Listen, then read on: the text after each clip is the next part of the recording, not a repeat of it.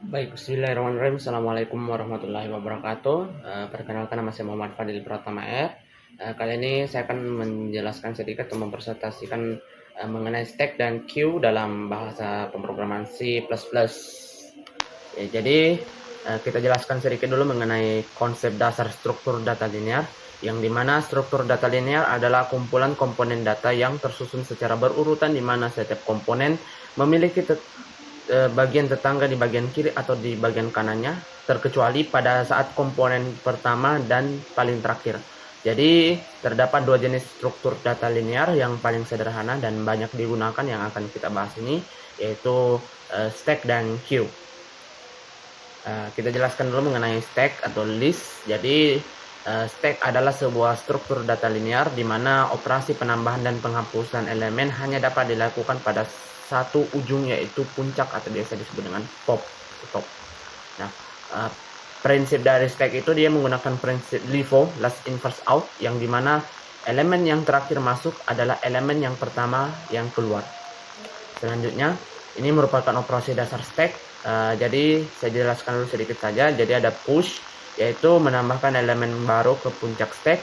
Kemudian ada pop, yaitu menghapus elemen dari puncak stack. Ini ada top atau pick, melihat nilai elemen di puncak tanpa menghapus. Is empty itu memeriksa apakah stack itu kosong. Is full itu memeriksa apakah stack itu penuh. Dan inisialisasi itu membuat stack baru dalam keadaan kosong. Nah, ini ilustrasi kerja dari stack. Nah, ini salah satu contohnya. Misalnya dimulai daripada inisialisasi, yang berarti dia masih kosong, dan ada keterangannya di sini stack itu kosong. Kemudian push A, jadi A itu menjadi top, B itu, kemudian kita push B, A yang akan munculnya adalah AB, B itu akan menjadi top, kemudian kita push C, ABC yang akan tertampil, dan C itu menjadi top. Kalau kita ingin menghapus, tentunya kita memilih pop, dimana ketika kita menghapus C, tentunya yang muncul itu sisa dan A dan B saja. Kemudian kalau push D, yang muncul itu ABD karena kita telah menambahkan elemen D. Nah, kalau kita ingin menghapus D-nya itu lagi, kita mengambil perintah pop, yaitu menghapus bagian D.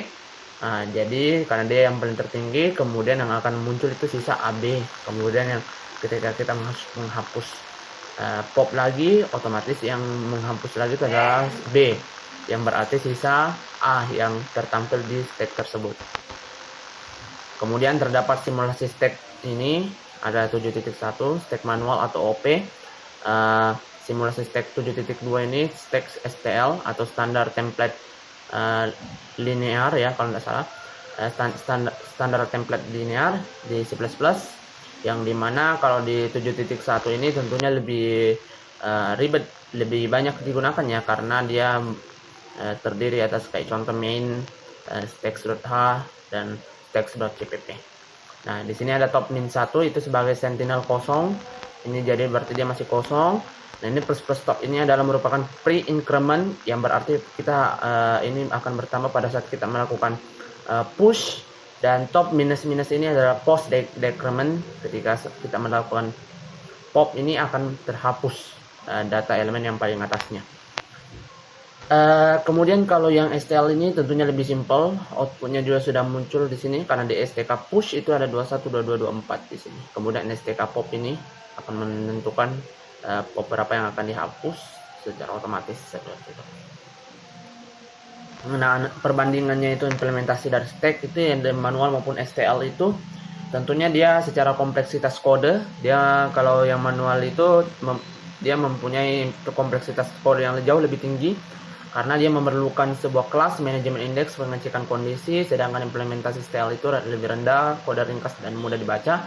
Kalau kontrolnya itu dia lebih tinggi juga di bagian kontrolnya, programmernya juga membutuhkan kendali lebih banyak dan memerlukan arus logika lebih banyak lagi.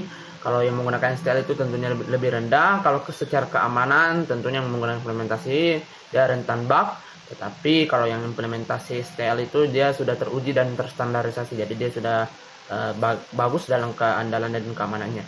Kalau secara fleksibilitas ya, kalau implementasi manual tentu dia lebih kaku, sedangkan kalau implementasi STL itu tentunya lebih tinggi dan lebih mendukung berbagai tipe seperti stack double dan stack char.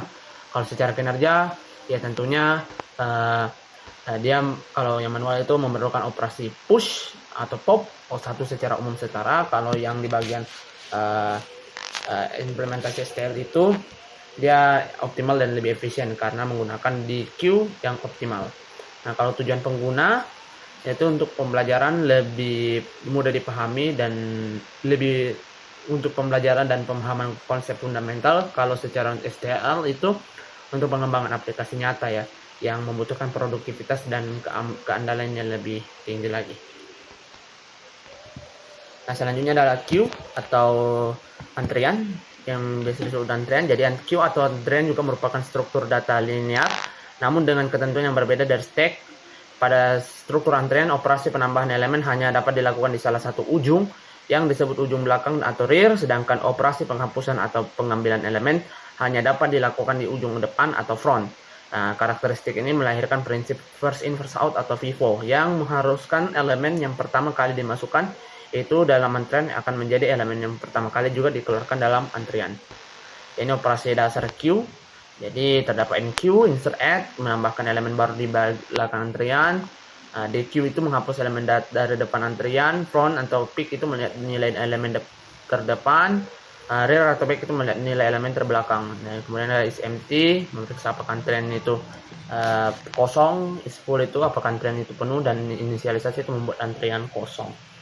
Nah, ini ilustrasi kerja queue secara singkatnya sama seperti stack. Terdapat inisialisasi NQ itu untuk menambahkan yang dimana A terdapat keterangan front 0, rear 0, NQB, EB, front 0, rear 1. Begitu pula seterusnya, kecuali NQD ini BCD, rear sama dengan 2, menentukan bagian belakang.